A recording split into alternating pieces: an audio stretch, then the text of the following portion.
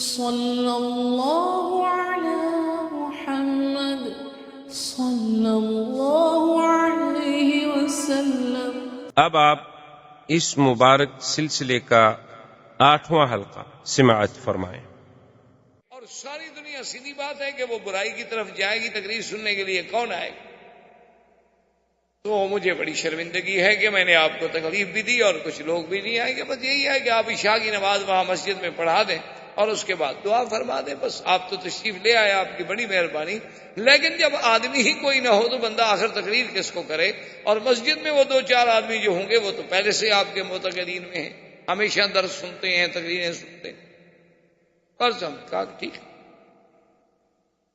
مسجد میں تشریف لے گئے، عشاء کی نماز پڑھی تو باقی ٹھیک سی بات تھی کہ وہاں یعنی زیادہ سے زیادہ 10 آدمیوں کے بجائے 20 آدمی ہو گئے۔ جب سلام پھیر کے سنتیں وغیرہ پڑھ لی اور دعا کا وقت آیا تو والد صاحب کھڑے ہو گئے۔ انہوں نے کہا کہ دیکھو بھائی 10 ہوں یا 20 ہوں، آپ آئے تو ہیں، اللہ کے نبی تو ایک ایک آدمی کو جا کے قرآن سناتے تھے، میرے سامنے تو کم از کم 20 آدمی بیٹھے ہیں۔ تو اللہ نے والد صاحب کو بڑی آواز دی تھی ماشاءاللہ۔ تو انہوں نے جب قرآن شریف پڑھنا شروع کیا تو ایک گانے والی جو تھی وہ گا رہی تھی، تو اس کے کان میں آواز پڑی تو اس نے لوگوں سے پوچھا کہ یہ کیا آواز ہے؟ انہوں نے کہا ایک عالم ہے اور وہاں کوئی تقریر ہے، مولوی شولی ملا شلا قسم کا آدمی ہے، وہ قرآن پڑھ رہا ہے۔ اس نے کہا کہ میں تو قرآن کا مقابلہ نہیں کر سکتی، آپ لوگ جہنم جا سکتے ہیں، تو کیا میں تو اللہ کے قرآن کا مقابلہ نہیں۔ اور اس نے کہا کہ دیکھیں جی مجھے پیسے دیں یا نہ دیں، گانا بند، جب تک اللہ کا قرآن پڑھا جائے گا اور تقریر ہوگی میں نہیں گاؤں کسی بھی شکل۔ اللہ کے قرآن کے مقابلے پہ شیطان کا کام۔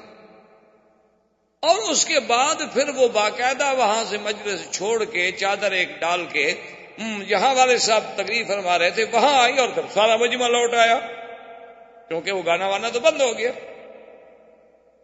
تو وہاں آگے اس نے ریکویسٹ کی کہ جی میں پیچھے بیٹھ کے قرآن سن سکتی ہوں؟ نے کہا کہ ہاں سنیں، کوئی ایسی بات نہیں ہے۔ تو اللہ کا قرآن جب پڑھا جائے آدمی کتنا خراب کیوں نہ ہو، آخر انسان ہے۔ یہ اللہ کے قرآن کی تاثیر ہے کہ مقناطیس للقلوب، اللہ نے جیسے کعبے کو بنایا ہے نا دلوں کا مقناطیس، اسی طرح قرآن دلوں کو بدلنے والا۔ شرط یہ ہے کہ ذرا آپ قرآن کو محبت سے اور اخلاص سے پڑھیں، ایک رسم سمجھ کے نہ پڑھیں۔ جیسے بہت سارے ملک ہیں ان میں قرآن موجود، اور اتنی میں پڑھ رہا ایک عذاب میں پڑھ رہا تھا کہ ہالینڈ کے ایک علاقے میں جب رابطہ عالم اسلامی کا ایک وفد پہنچا تو وہاں پر جب گئے تو انہوں نے کہا کہ جی یہاں ایک مسجد ہے، اور مسجد میں گئے اور پھر انہوں نے اپنے امام مسجد سے تعارف کرایا کہ جناب یہ ہمارا امام۔ ٹھیک ہے، بات چیت ہوتی رہی۔ اب اس اثنا میں ظہر کی نماز کا وقت آ گیا تو رابطہ کے وفد والوں نے کہا کہ بھی چونکہ یہاں کا امام مسجد موجود ہے تو آپ صرف یہ نہ سمجھیں کہ چلو بھی ہم مکہ شریف سے آئے ہیں لہذا ہم نماز پڑھائیں، نہیں، امام مسجد جو ہے وہ آپ ہے لہذا وہ نماز پڑھائے۔ اور دوسری بات انہوں نے کہا کہ ہم تو ویسے بھی 2 رکعت پڑھیں، تو اس لیے بہتر ہے کہ مقامی امام نماز پڑھائے۔ تو انہوں نے فرمایا کہ جب اس امام صاحب نے نماز پڑھنی شروع کی تو اب جناب اللہ اکبر کر کے وہ سبحانک اللہم بھی زور سے پڑھ رہا ہے، اور اس کے بعد سورۃ فاتحہ بھی ظہر کی نماز میں، اور اس کے بعد قل اللہ احد بھی زور سے، پھر رکوع میں سبحان رب العظیم بھی زور زور سے، سمع اللہ زور سے، اسی طرح، اور 2 رکعتیں پڑھا کے سلام پھیر دیا۔ ہم نے کہا خدا کے بندے تم نے 2 رکعتیں کیسے پڑھائی؟ اس نے کہا ہم تو بات یہ ہے کہ ایک دفعہ میں گیا تھا فلاں جگہ تو وہاں عربوں کا ایک بہت بڑا اجتماع تھا تو انہوں نے ظہر میں 2 رکعتیں پڑھی تھی، حالانکہ وہ جمعہ کا دن تھا، اور شریف آدمی نے جمعہ پڑھا تھا نا، جمعہ اور ظہر میں فرق نہیں کر سکا۔ اور آپ بھی تو کہہ رہے تھے کہ ہم نے 2 پڑھنی ہے، تو میں نے کہا پھر آپ نے جب 2 پڑھنی ہے میں بھی آپ کو 2 پڑھا دوں۔ تو جب ہم نے قرآن کو یوں سمجھا ہوا، اچھا انہوں نے کہا کہ جناب اس کے بعد پھر ہم بلقیق کے ایک شہر میں گئے تو ان سے جب ہم نے پوچھا کہ بھی آپ کا جمعہ کیسے پڑھاتے ہیں، کون پڑھاتے ہیں؟ انہوں نے کہا جی ہم زیادہ جھگڑے میں نہیں پڑھتے، ہم تو مہینے کا فرسٹ سنڈے جو آتا ہے اسی دن جمعہ پڑھ لیں، ہر مہینے میں 1 جمعہ پڑھتے، اور وہ بھی کب پڑھتے ہیں جب پہلا سنڈے ہوتا ہے۔ تاکہ نہ ڈیٹ تبدیل ہوتی ہے، نہ لوگوں کو آنے میں تکلیف ہوتی ہے، نہ وقت تبدیل ہوتا ہے۔ اس میں ایک مہینے میں ہم ایک دفعہ جمعہ پڑھ لیتے ہیں۔ اور کیوں بھائی؟ انہوں نے کہا بس ہم نے یہی سنا ہے کہ اسلام میں جمعہ ہے، بس تم نے کہا مہینے میں تو ہم بھی پڑھ لیتے ہیں ایک دفعہ۔ جب یہ عالم ہو دین کا کہ لم یبق من الاسلام الا اسمہ ولا من القرآن الا رسمہ، کہ اسلام کا صرف نام باقی رہ جائے گا اور قرآن بھی صرف کتابوں میں اور صفوں میں لکھا ہوا رہ جائے گا، بڑے بڑے قیمتی کاغذوں میں ہوگا، سونے کے پانی سے لکھائی ہوگی، لیکن عمل کرنے والا کوئی نہیں۔ لیکن قرآن اگر صحیح معنی میں سنا جائے، صحیح معنی میں پڑھا جائے، تو یہ کیسے ہو سکتا ہے کہ پھر انقلاب نہ آئے؟ یہاں تک پہنچے وبکا عمر رضی اللہ تعالیٰ عنہ، حضرت عمر روتا، اور اس کے فوراً بعد پوچھا کہ یا فاطمہ ایک کام کرو، خباب سے کہو یا سعید سے کہو کہ دلونی الی رسول اللہ، مجھے محمد عربی صلی اللہ علیہ وسلم کے ٹھکانے پہ لے جائیں اور مجھے بتائیں کہ اس وقت حضور کہاں ہوں گے۔ تو خباب کہتے ہیں کہ میں نے کہا کہ حضور اس وقت دار ارقم میں ہوں گے۔ تو اس نے کہا کہ اس وقت گرمی کا ٹائم ہے، کیا یہ حضور مل لیں گے؟ انہوں نے کہا کہ ایسی بات نہیں ہے، وہ کوئی دنیا کا بادشاہ نہیں، وہ قبیلے کا سردار نہیں، وہ تو رحمت دو جہاں ہے، وہ تو اللہ کا بھیجا ہوا نبی ہے، اللہ کا بھیجا ہوا بشیر و نذیر ہے، وہ تو انتظار میں ہے کہ آنے والا میرے پاس کب آتا۔ فجاء عمر، حضرت عمر آئے، دروازے کو ناک کیا، اب اندر سے جھریوں سے دیکھا، صحابہ نے جو اندر موجود تھے ان میں سیدنا حمزہ رضی اللہ تعالیٰ عنہ بھی موجود۔ انہوں نے جب دیکھا تو آپ حضرت عمر اتنی دیر میں لباس تو بدل نہیں سکتے تھے، لباس تو وہی تھا، وہی آپ نے جو جنگ کے لیے تیاری کی ہوئی تھی، باقاعدہ ہتھیار سجائے ہوئے ہیں، اور جناب کمان پیچھے لٹک رہی ہے اور تیروں کی تھیلیاں لٹک رہی ہیں اور تلوار ایک لٹک رہی ہے اور ایک ہاتھ میں ہے، اور جناب اسی عالم میں ہیں۔ تو انہوں نے کہا کہ یا رسول اللہ، عمر دروازے پہ آیا ہے لیکن اس کی نیت اچھی نہیں معلوم ہوتی، کیوں اگر وہ ملنے کے لیے آتا یا اچھی نیت کے ساتھ آتا تو کبھی پھر تلواریں اٹھا کے تو نہ آتا۔ جو آدمی ملنے کے لیے آتا ہے وہ تلواریں لے کے تو نہیں۔ حضرت حمزہ رضی اللہ تعالی عنہ اسد اللہ و اسد رسول، ام رسول اللہ، میرے مدنی کے چچا ہیں جن کا لقب ہے اللہ کے شیر، اللہ کے رسول کے شیر۔ حضرت حمزہ این شباب ہے، بچپن ہے، ابھی ابھی گویا یوں سمجھے جیسے ہم کہتے ہیں نا مسیں بھیگ رہی ہیں، ابھی ابھی بال نکل رہے ہیں۔ حضرت حمزہ نے کہا کیا کہہ رہے ہیں، کیا بات کر رہے ہیں؟ کھول دو دروازہ، آنے دو عمر کو۔ اگر عمر کی نیت ٹھیک ہے، اگر عمر کسی صحیح ارادے سے آیا ہے تو ہم اپنی آنکھیں بچھانے کے لیے تیار ہیں، اور اگر عمر کی نیت خراب ہے اور اس نے میرے مدنی سرکار کو تکلیف دینے کی کوئی بات سوچی ہے تو خدا کی قسم ہے تم گواہ ہو جاؤ کہ تلوار بھی عمر کی ہوگی اور گردن بھی عمر کی۔ کوئی اکیلا مکے میں عمر بہادر پیدا ہوا؟ کھول دو دروازہ، آنے دو عمر کو، دیکھتے ہیں کیا کر۔ دروازہ کھولا، عمر تو پہلے بیٹھ چکے تھے، نظریں جھکی ہوئی ہیں، حضور کے سامنے آئے۔ ایک روایت میں آتا ہے فجذبہ بثوبہ، حضور پاک نے کپڑے سے پکڑ کے جھٹکا دیا، فرمایا ابھی تک وہ وقت نہیں آیا عمر، ما آنا وقت اسلام کا یا عمر، کیا ابھی تمہارا وقت نہیں آیا کہ تم اسلام لے آؤ؟ کیا ابھی وقت نہیں آیا کہ تم ایک خدا کی توحید کو سمجھو؟ کیا ابھی وقت نہیں آیا کہ تم بتوں کی عبادت سے باہر نکلو؟ کیا ابھی وقت نہیں آیا کہ تم محمد مدنی کی رسالت کا اقرار کرو؟ عمر کیا ہے؟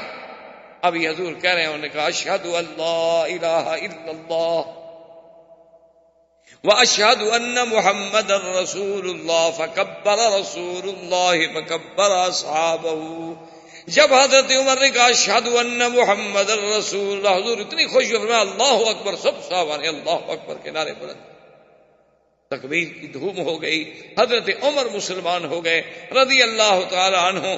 اور اس کے بعد بیٹھے ہیں، ایک صحابی نے کہا عمر تم تو تلواریں اٹھا کے قتل کے ارادے سے نکلے تھے، لیکن تمہیں پتہ نہیں ہے کہ رات تیرے لیے محمد عربی اللہ کے کعبے میں بیٹھ کے دعائیں کر رہے تھے کہ اللہم اعز الاسلام باحد الامرین، کہ میرا اللہ ان دو میں سے ایک کو مسلمان کر دے، یا عمر کو مسلمان کر دے یا عمرو ابن ہشام کو مسلمان کر دے۔ محمد عربی تو تیرے لیے دعائیں کر۔ حضرت عمر رضی اللہ تعالی عنہ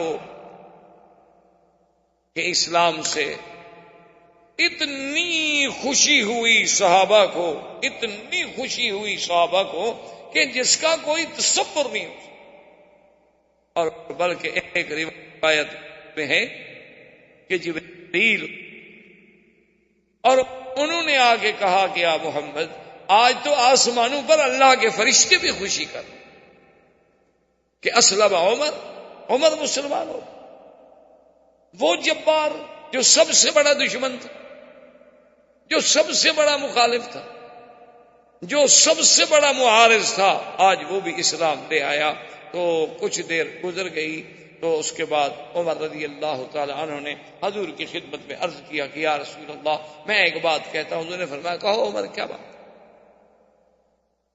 حضور نے کہا حضور السنا علی الحق وهم علی الباطل۔ عمر ہے نا جی، اب کری یہ زمان ہے، یہ تو عمر ہے نا جسے تاریخ مانتی ہے، دنیا مانتی ہے۔ تاریخ انسانیت میں ایسے لوگ بڑے کم پیدا ہوئے، اتنے بڑے جینیس۔ اس نے کہا کہ یا رسول اللہ صلی اللہ علیہ وسلم السنا علی الحق وهم علی الباطل، کیا یہ بات ٹھیک نہیں کہ ہم حق پر ہیں اور مکے کے مشرکین جو ہیں وہ باطل پہ ہیں؟ حضور نے فرمایا بالکل۔ اس نے کہا حضور یہ کیا بات ہوئی کہ یعبد اللات والعزیٰ، کہ لات و عزیٰ جیسے جھوٹے خداؤں کی عبادت تو کھل کے کی جائے مکے میں، جھوٹے معبودان باطلہ منات ہے، لات ہے، عزیٰ ہے، یہ کیا ہے؟ اب تو میری آنکھیں کھل گئی ہیں نا، یہ تو حجر ہے، اصنام ہے، کیا ہے؟ کچھ بھی نہیں۔ ان کی عبادت جو ہے یعبد اللات والعزیٰ فی المسجد، مسجد الحرام میں لات و عزیٰ کی عبادت تو کھل کے کی جائے، اور ہم سچے خدا کی عبادت جو ہے وہ کبھی مکانوں کے اندر، کبھی دار ارقم میں، کبھی بیت ام ہانی میں چھپ چھپ کے کریں۔ یا رسول اللہ یہ میری غیرت گوارا نہیں کرتی، کم از کم ہم 40 مسلمان ہیں، آپ حکم دیں صحابہ کو، آپ آگے چلیں، مسلمان آپ کے پیچھے چلیں، ایک طرف عمر ہوگا، ایک طرف حمزہ ہوگا۔ آج ہم دیکھتے ہیں کہ کون قریش ہم کو روکے۔ آج بھی مہربانی کریں، ہمیں ایک دفعہ تو کھل کے عبادت کر رہے تھے۔ حضور صلی اللہ علیہ وسلم راضی ہو گئے۔ تو اب اس منظر پہ یعنی آپ غور کریں کہ آج وہ دعوت سری جو تھی عمر کے آنے سے، ذرا اپنا دعوت بعثت کے بعد اللہ کے نبی کی جو دعوت تھی، توحید کی دعوت، آج اس کا رنگ بدلا کہ وہ اندر سے باہر آ گئی۔ پہلے دعوت ہوتی تھی لیکن علیحدہ گھروں میں چپکے سے۔ آگے حضور صلی اللہ علیہ وسلم ہیں اور پیچھے 40 صحابہ ہیں، دائیں آپ کے سیدنا حمزہ ہیں، بائیں حضرت عمر ہیں، اور سب صحابہ جو ہیں، ایک حدیث میں آتا ہے، ایک روایت میں آتا ہے کہ بس تھوڑے تھوڑے وقفے سے یہ کہہ رہے ہیں کہ لا الہ الا اللہ اللہ اکبر، لا الہ الا اللہ اللہ اکبر، یہ کہتے ہوئے بڑھ رہے ہیں۔ اسی پہ اقبال نے کہا تھا نا، اگرچہ بت ہیں جماعت کی آستینوں میں، مجھے ہے حکم اذان لا الہ الا اللہ۔ حضرت عمر ساتھ ہیں، اور قریش کو پتہ چلا، انہوں نے کہا کہ اسلم عمر مسلمان ہو گیا۔ اب قریش بھاگ کے آ رہے ہیں، روسائے قریش ہے، ابی جہل ہے، ابی لہب ہے، عتبہ ہے، عتیبہ ہے، شیبہ ہے، ربیعہ ہے، ولید ابن المغیرہ ہے، عقبۃ ابن ابی معیط ہے، امیہ ابن خلف ہے، ابی ابن خلف ہے، بڑے بڑے روسائے قریش، بڑے بڑے سادات قریش ہیں۔ ان کو جب پتہ لگا تو گھروں سے نکل آئے، آگے دیکھا، اور پھر جناب اس زمانے میں جب 40 آدمی اللہ کا نام لینے والے ہوں، ہماری طرح تو نہیں نام لیتے تھے، وہ تو پورے مکے کی گلیاں گونج رہی تھیں، اللہ کا حرم گونج رہا تھا، مکے کے پہاڑ گونج رہے تھے، معلوم ہوتا تھا کہ پہاڑ بھی ساتھ ذکر کر رہے ہیں اور اللہ کا نام لے رہے ہیں، اور صحابہ کی جماعت چلی جا رہی ہے کہ لا الہ الا اللہ اللہ اکبر اللہ اکبر، اور سارے قریش کھڑے ہیں حیران ہو کے، دیکھ رہے ہیں کہ یہ کیا ہو گیا۔ یہ کیا ہو، کیسا انقلاب آ گیا؟ جب بالکل مسجد الحرام کے قریب آئے تو عمر نے کان جہیر صوت، حضرت عمر بڑے بلند آواز، بڑا اللہ نے انہیں یعنی جبروت، طاقت، قوت، صلاحیتوں سے نوازا تھا. اتنی آواز میں شدت تھی کہ کبھی اگر بعض مورخین تو ایسا بھی لکھتے ہیں کہ عمر کبھی اگر غصے میں آ کے دھاڑ دیتے تھے تو عورتوں کے حمل گر جاتے، لیکن یہ بات ہمیں کسی حدیث میں نہیں. بہرحال اتنا کوئی شک نہیں کہ بلند آواز. حضرت عمر کھڑے ہو گئے، قافلہ رک گیا اور کفار قریش کو مخاطب ہو کے کہا کہ اس نے کہا کہ سودائے قریش، روسائے قریش، سن لو، اگر تم میں سے کسی کو شک ہو ابن خطاب پر تو سن لو تم بھی کہ اشہد ان لا الہ الا اللہ واشہد ان محمد رسول اللہ، اور اس کے بعد میں تمہیں کہتا ہوں آگے بڑھو اگر آج تم نے اپنے بچوں کو یتیم کرانا.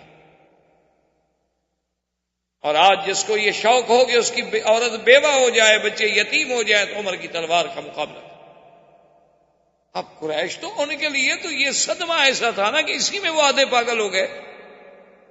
ان کی ہمتیں تو اسی میں ٹوٹ چکی تھی کہ پہلے تو مسلمان ہوتا تھا نا جی، خباب، حضرت بلال، یاسر، عمار، بی بی سمیہ، بی بی نہدیہ، غریب، ضعیف، کمزور لوگ. عبداللہ ابن مسعود رضی اللہ تعالیٰ عنہ آئے، ابی ذر رضی اللہ تعالیٰ عنہ آئے، بڑے ضعفاء لوگ تھے. عمر تو آخر ایک قریش میں سے ایک بہت بڑے ستون تھے، تو ان کے لیے تو پہلے ابھی وہ اس حیرت سے نہیں نکلے تھے، لیکن مقابلہ کریں تو کیسے کریں.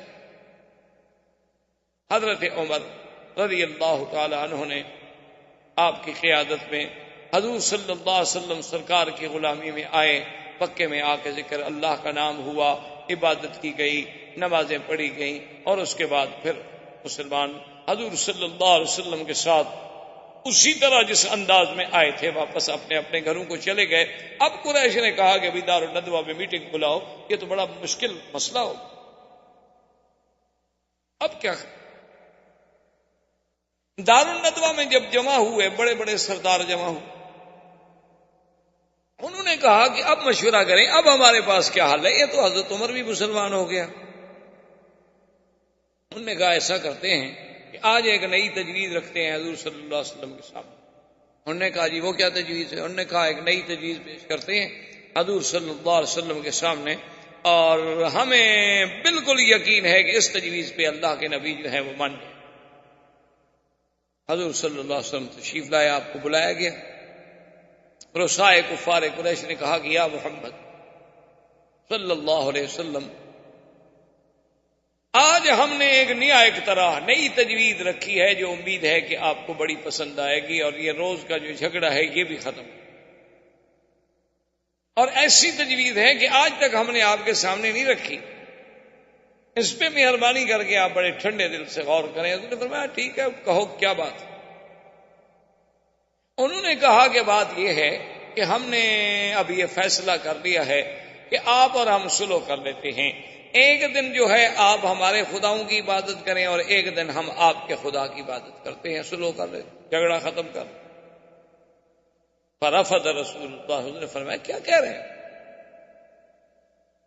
انہوں نے کہا اچھا حضور اگر آپ کو یوں منظور نہیں نا، چلو ایسا کرو، ایک دن جو ہے آپ ہمارے آلہہ کی تعظیم کریں، عبادت کریں، ان پہ آپ سلام کریں، ان پہ آ کے مسا کریں، انہیں چومیں چاٹیں، اور 8 دن جو ہے نا ہم آپ کے خدا کی عبادت کریں گے. دیکھو ہم 8 دن، آپ ایک دن. حضور نے فرمایا یہ بھی قبول نہیں. انہوں نے کہا اچھا حضور ہم ایک قدم اور آگے بڑھتے ہیں کہ آپ ایک دن عبادت کریں، ہم 1 مہینے تک آپ کے خدا کی عبادت کریں. حضور نے فرمایا یہ بھی قبول نہیں. انہوں نے کہا کہ اچھا جناب ہم اس سے بھی اور آگے جاتے ہیں، آپ 1 دن کے لیے ہمارے خدا کی عبادت کریں، ہم 1 سال تک آپ کے خدا کی عبادت کریں گے. چلو مسئلہ ختم کرو، جھگڑا تو نہ ہو نا.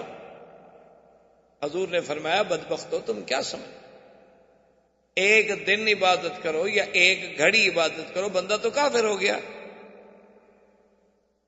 غیر اللہ کی عبادت جو ہے وہ یہ تو نہیں ہے نا کہ جیسے آج کل مسلمان ہیں نا جی ماشاء اللہ، وہ بھی باہر تبوت شاہ حسین ایک فارسی میں محاورہ مشہور ہے کہ ہر تبوت پہ شاہ حسین کہنے کے لیے ہماری قوم تیار ہے. ان کو حضرت حسین کی شہادت سناؤ یہ رونے لگ جاتی ہے. ان کو کہو یزید بہت بڑا بہادر تھا, بہت بڑا ایڈمنسٹریٹر تھا, پھر بھی خوش ہو جاتی. اچھا آدمی بڑا اچھا تھا, منتظم تھا.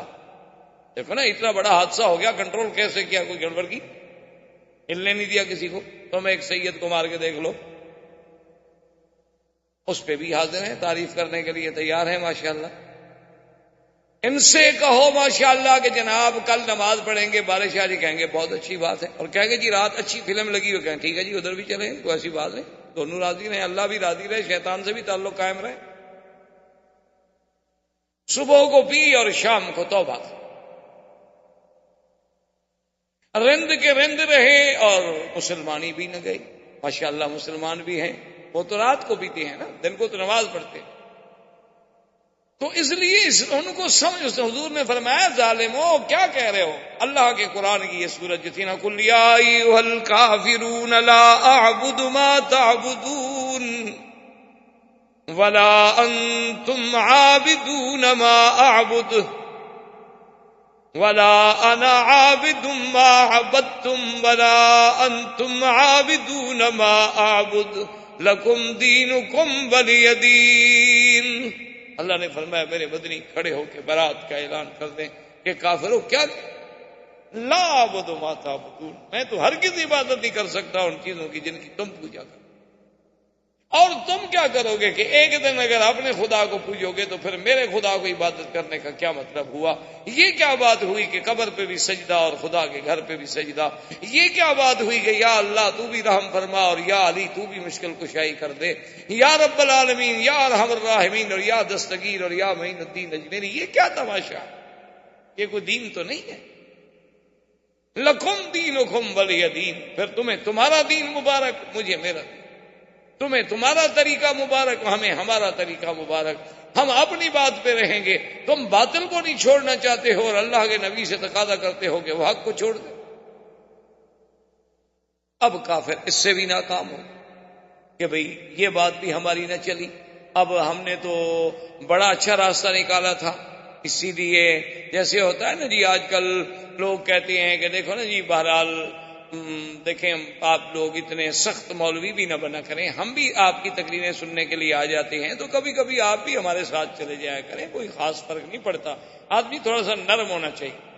یہ جو سختی ہے نا مولویوں میں کہ ہر وقت دین اور ہر وقت نماز اور ہر وقت روزہ اور ہر وقت اللہ کا نام اور ہر وقت داڑھی رکھو, ہر وقت مسواک کرو, یار یہ کیا ہے. بس ایک دفعہ آپ نے کہہ دیا, پڑھے لکھے لوگ ہیں, سمجھدار ہیں, ہمارا دین قبول کرنے کو جی نہیں چاہتا, یہی بے عین ہی کافر کہتے تھے. اس لیے قرآن نے کہا وَدُّوا لَوْ تُدْهِنُوا فَيُدْهِنُونَ. اللہ نے فرمایا میرا نبی, کافر تو یہ چاہتے ہیں کہ ذرا تم نرم ہو جاؤ تاکہ وہ بھی نرم ہو جائیں. لو تدہنوا, دہن کہتے ہیں جب کسی چیز کو تیل لگا لو نا ذرا جلدی سے نرمی سے وہ رسی نکل جاتی ہے. تو اللہ نے فرمایا کہ یہ تو چاہتے ہیں کہ ذرا آپ نرم ہو جائیں, تھوڑا سختی نہ کریں, تھوڑا ان کو اجازت دے دیں کہ اپنے مسئلے, اور وہ بھی تھوڑے سے فرمایا فلا تطع المکذبین. مدنی خبردار, کبھی کسی جھوٹے کی اتباع نہیں کریں. اللہ کے دین میں کوئی لچک نہیں, عقیدے میں کوئی لچک نہیں, توحید میں کوئی لچک نہیں. لچک ہوتی ہے دنیاوی معاملات میں, لچک ہوتی ہے اخلاق میں, ایانت میں. اللہ کے دین کے عقیدے تو نہیں بدلے جا سکتے لچک میں.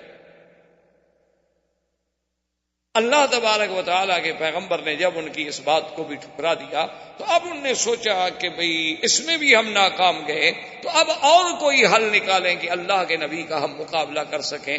تو اب ابو جہل بدبخت نے ایک اور بات سوچی. وہ آیا اور کہنے لگا کہ محمد عربی صلی اللہ علیہ وسلم آپ ہمارے خداؤں کو گالی دیتے ہیں, لات کو برا کہتے ہیں, عزا کو برا کہتے ہیں, منات کو برا کہتے ہیں. میں آپ کو روک رہا ہوں, اگر آپ نے پھر ان کو برا کہا تو میں آپ کے خدا کو گالی دوں گا. اللہ کے نبی نے فرمایا کہ ابو جہل بدبخت, ہمیں تو خدا نے منع کیا ہے کہ کسی غیر کے بت کو بھی ہم گالی, ہم تمہارے خداؤں کو کب گالی دیتے. ہمارا دین تو ہمیں یہ اجازت ہی نہیں دیتا کہ ہم کسی کو گالی دیں.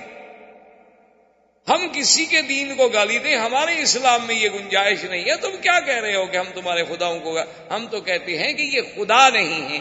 تم اس بات کو اگر گالی سمجھتی ہوتی الگ بات، ہم تو یہ کہتے ہیں کہ یہ تمہارے ہاتھوں کے بنائے ہوئے بت ہیں، یہ تمثیلات ہیں، یہ شکلیں ہیں، یہ صورتیں ہیں، تم نے خود گھڑی ہوئی ہیں، اللہ نے کوئی ان کا حکم نہیں دیا، کوئی تمہارے پاس اس پہ دلیل کوئی نہیں، اور نہ ہی یہ آلہہ ہیں، بلکہ یہ ایک جھوٹی تصور و تخیل کی ایک اپنی بنائی ہوئی دنیا ہے جس کا حقیقت سے کوئی تعلق نہیں۔ ہم تو تمہیں یہ بات کہتے ہیں، اسی کو تم گالی سن۔ انہوں نے کہا بہرحال کچھ ہو، میں یہ اب برداشت نہیں کروں گا کہ کوئی ہمارے خداؤں کی بے عزتی۔ اب بات اور تقابل میں آ گئی۔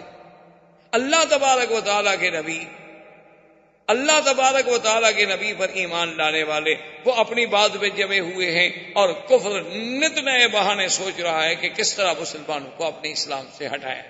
اللہ تبارک و تعالیٰ آپ کو مجھے اسلام پہ قائم و دائم رکھیں۔ وما علینا الا البلاغ، اللہم سلمنا ولا تسلمنا، وامنحنا ولا تمتحنا، اللہم اکرمنا ولا تہنا، اللہم زدنا ولا تنقصنا، اللہم اعطنا ولا تحرمنا، اللہم آسرنا ولا تؤثر علینا، اللہم اجعلنا فی زمانک و امانک و احسانک، صلی اللہ تعالی علی خیر خلقہ سیدنا محمد وعلی آلہ وصحبہ اجمعین۔ الحمد للہ رب العالمین، والصلاة والسلام على اشرف الانبیاء وسید المرسلین، سیدنا محمد وعلى آلہ واصحابہ اجمعین۔ برادران اسلام، محترم بھائیوں، عزیز بچوں، الحمدللہ کئی دنوں سے ہم نے اپنے دروس کا سلسلہ جو ہے وہ سیرت نبی پاک، سیرت رسول پاک صلی اللہ علیہ وسلم کا آغاز کیا ہوا ہے۔ حضور صلی اللہ علیہ وسلم کی سیرت طیبہ تو اتنی عظیم ہے، اتنی جامع ہے، اور اس قدر اس میں واقعات ہیں کہ اگر کوئی انسان، بلکہ تمام انسان بھی مل کر کوشش کریں کہ ہم حضور صلی اللہ علیہ وسلم کی سیرت طیبہ کا احاطہ کر سکیں تو نہیں کر سکتے، کیونکہ اللہ نے جس پیغمبر کو ساری نبوتوں کے بعد خاتم النبیین بنایا ہو، جس پیغمبر کو اللہ نے امام الانبیاء والمرسلین کے مرتبہ سے سرفراز فرمایا ہو، جس اللہ نے حضور کی نبوت کو قیامت تک کے لیے جاری فرمایا ہو، تو جب دنیا ختم ہوگی، بندے ختم ہو جائیں گے، لیکن حضور کی سیرت کا باب جو ہے وہ ختم نہیں ہو سکتا۔ یہ تو ہماری سعادت ہوتی ہے کہ ہم بھی اس میں شریک ہو جائیں، کچھ بیان کر کے، کچھ بیان سن کے۔ تو ہم نے اس موضوع پر، اس مقام پہ ہم پہنچے تھے کہ بعثت کے بعد، یعنی حضور کا دور مکی زندگی جو ہے، کیونکہ حضور صلی اللہ علیہ وسلم کی بعثت کے بعد آپ کے 13 سال جو ہیں وہ مکی زندگی سے تعلق رکھتے ہیں، اور ہجرت کے بعد 10 سال جو ہیں وہ مدنی زندگی سے تعلق رکھتے ہیں، کیونکہ میرے آقا سرکار دو عالم صلی اللہ علیہ وسلم کی عمر مبارک جو ہے ایک روایت کے مطابق 65 سال ہے، اور ایک روایت کے مطابق 63 سال ہے۔ 2 روایتیں ملتی ہیں ہمیں احادیث کی کتابوں میں، بعض صحابہ نے آپ کی عمر جو ہے وہ 65 سال نوٹ فرمائی ہے، اور بعض نے 63 سال۔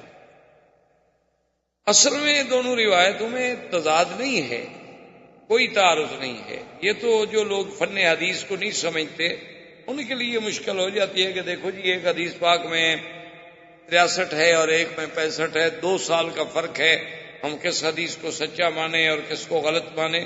وہ ان الجھنوں میں پڑ جاتے ہیں، حالانکہ یہ الجھن والی بات ہی نہیں ہوتی۔ جو لوگ فن حدیث سے واقف ہیں اور جو لوگ عادات عرب پر نظر رکھتے ہیں، وہ جانتے ہیں کہ کبھی کبھی عرب جو ہیں وہ سور کو نہیں گنتے، اور کبھی کبھی جو ہے قصور کو بھی پورا گن لیتے ہیں. کیا مانا؟ مثلا 1 سال اور 4 مہینے تو 4 مہینے نہیں گنتے. جیسے آپ کے ہاں بھی ایک رواج ہے کہ آپ نے کسی کا 1,10,555 روپے دینے ہونا، وہ کہتے یار ٹھیک ہے بس 1,10,000 چھوڑو، بس راؤنڈ فگر کی بات کرو. تو ہمارے ہاں بھی یہ چیز ہے، عرب میں بھی یہ چیز ہے. اب حضور صلی اللہ علیہ وسلم کی پیدائش چونکہ ربیع الاول میں ہوئی تو نئے سال سے تو 3 مہینے گزر گئے تھے، اس لیے بعض راویوں نے اس ربیع الاول والے سن کو گنا ہی نہیں، جو باقی پورے سال تھے وہ بتلا دیے. اور 12 ربیع الاول کو ہی وفات ہوئی تھی، تو جب 2 سال نہ گنے جائیں تو 63 سال ہوگی. اور جنہوں نے ان کو بھی پورا سال شمار کیا تو 65 سال ہو گئی. حالانکہ حدیثیں دونوں صحیح ہیں. تو 65 سالہ زندگی مبارک جو ہے وہ یوں ہے کہ پہلے تو پیدائش کے بعد آپ 40 سال تک مکے میں تھے، لیکن نبوت نہیں ملی تھی. اللہ کے علم میں تو حضور کی نبوت کے فیصلے ہو چکے تھے، لیکن حضور صلی اللہ علیہ وسلم کو مبعوث نہیں فرمایا گیا، وحی نازل نہیں ہوئی، حکم نہیں دیا گیا. 40 سال کے بعد جب وحی اتری، اب حضور صلی اللہ علیہ وسلم نے مکے میں جو زندگی گزاری تو وہ 13 سال. جب سرکار کی عمر مبارک 53 سال ہو گئی تو آپ نے پھر ہجرت فرمائی مدینہ منورہ کے لیے، اور 10 سال زندگی مبارک کا حصہ جو ہے وہ مدینہ منورہ میں گزرا. اس لیے اب آپ کی زندگی کو 2 حصوں میں تقسیم کیا جاتا ہے، ایک حصہ مکی زندگی کہلاتا ہے اور ایک مدنی زندگی کہلاتا ہے. اسی لیے آپ دیکھا نہیں قرآن پاک جب پڑھتے ہیں ماشاءاللہ آپ دیکھتے ہوں گے کہ بعض صورتوں میں لکھا ہوتا ہے مکی صورت ہے اور بعض صورتوں میں لکھا ہوتا ہے کہ مدنی صورت ہے. تو اس کا معنی یہی ہوتا ہے کہ جو آیات کی ہجرت سے پہلے اتری ہیں مکی زندگی میں وہ مکی ہیں، اور جو ہجرت کے بعد اتری ہیں چاہے کہیں اتریں لیکن اتری وہ مدنی زندگی میں ہیں، لہذا ان کو مدنی کہا جاتا ہے. تو حضور صلی اللہ علیہ وسلم کے یہ 13 سال جو تھے نا یہ بہت بڑے امتحان تھے. یہ اتنا بڑا امتحان تھا، اتنا بڑا امتحان تھا کہ جس کا آدمی سوچ نہیں سکتا، تصور نہیں کر سکتا. اسی لیے علماء نے لکھا ہے کہ جب بھی کوئی آدمی دین کا کام کرے گا تو اس کو لازماً علی منہاج النبوت کام کرنا پڑے گا کہ حضور کے عین طریقے پہ چلے. اب حضور صلی اللہ علیہ وسلم نے جب سب سے پہلے دعوت دی، انذار کا کام شروع ہوا، تو وہ سارے دوست، وہ سارے رشتہ دار، وہ سارے اقارب، وہ سارے احباب جو تھے وہ دشمن بنے فوراً بنے. اور دشمنی کی بھی کوئی حد ہوتی ہے. آپ نے پچھلے دروس میں سن لیا ہے کہ کس طرح صحابہ کو انگاروں پہ لٹایا گیا، کس طرح صحابہ کو پھانسیوں پہ چڑھایا گیا، کس طرح صحابہ پہ ظلم و تشدد کے پہاڑ توڑ ڈالے گئے. لیکن اللہ کی شان ہے، امتحان کی مدت طویل ہے، اور اللہ کا حکم ہے کہ میرے مدنی صلی اللہ علیہ وسلم خالص صبر کرنا ہے، کوئی جواب نہیں دینا.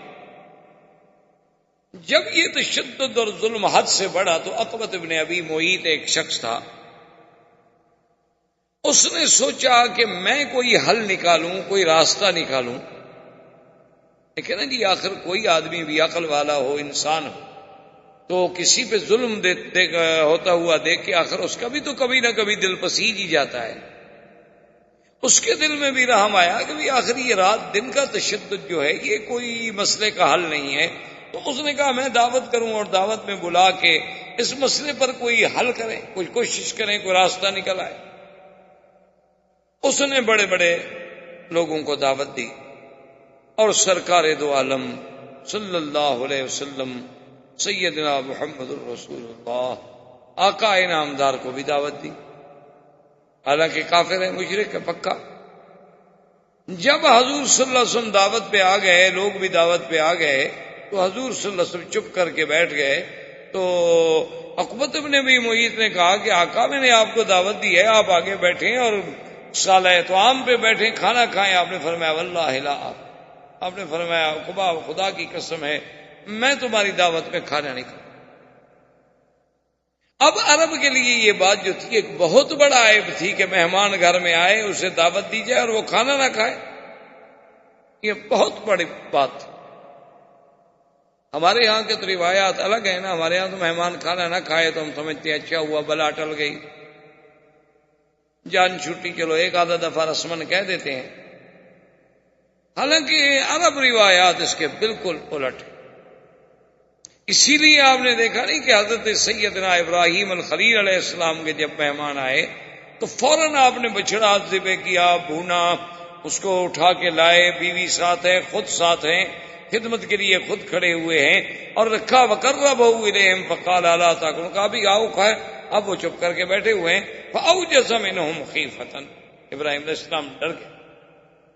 انہوں نے کہا یہ کھانا جو نہیں کھا رہے پر یہ دوست نہیں. تو پھر انہوں نے بتایا, انہوں نے کہا ابراہیم الخلیل آپ نہ ڈریں, ہم تو اللہ کے فرشتے ہیں, ہم تو کھاتے ہی نہیں نا, ہم تو کھانے سے پاک ہیں, اور آپ نے تو پوچھا ہی نہیں ہم سے, اور آپ چپ کر کے چلے گئے اور فوراً بچھڑا ذبح کر کے تشریف لے آئے. تو اب آپ کو تسلی ہوئی. تو کسی کا کھانا نہ کھانا جو ہے یہ کوئی معمولی سی بات نہیں ہوتی, اور یہ بہت بڑی اہانت شمار ہوتی تھی کہ میں نے دعوت کی ہے اور مہمان کھانا نہیں کھاتا. تو عقبۃ ابن ابی معیط نے جب بڑی منتیں کی, بڑا اصرار کیا, اپنی سر توڑ کوشش کی, آخر اس نے کہا کہ یا رسول اللہ صلی اللہ علیہ وسلم اس کا کوئی حل ہے؟ حضور نے فرمایا بالکل حل موجود ہے. اس نے کہا کیا؟ فرمایا حتی تسلم, فرمایا عقبہ اگر تم کلمہ پڑھ لو, مسلمان ہو جاؤ, تو پھر میں کھانا کھاؤں. اللہ کے نبی کی شان ہے نا کہ وہ مشرک کا کھانا نہیں کھانا. اب اس نے دیکھا کہ میں کیا کروں, حالانکہ اس کا کوئی اسلام کا خیال تو نہیں تھا, لیکن اس نے دیکھا کہ بھئی اب میری تو ناک کٹ جائے گی کہ بھئی اس کے کھانے میں مہمان آئے اور کھانا نہیں کھایا.